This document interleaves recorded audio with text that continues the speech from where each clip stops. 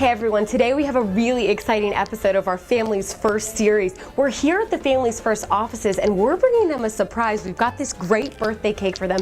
It's their 121st birthday. Happy birthday to you. Happy birthday to you. As long as you have people, you're going to need have a need for social services, and I think that we are top rated and we provide those services that we know that people are going to need. Well, 121 years is a phenomenal accomplishment. But what it says more importantly is not only is it important and an enduring need and service to the community, but it's important that we not take it for granted. Wow, it sounds like Families First has been very busy over the last 121 years, and they are ready to go the next 121, helping Georgia families and children. So here's to them. Happy birthday, Families First. Happy birthday, Families First. Happy 121st birthday.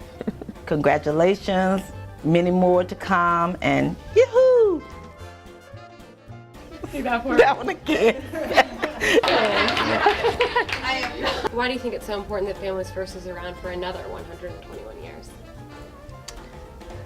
I hope you added this. We do. Because I need a job. This cake is really good.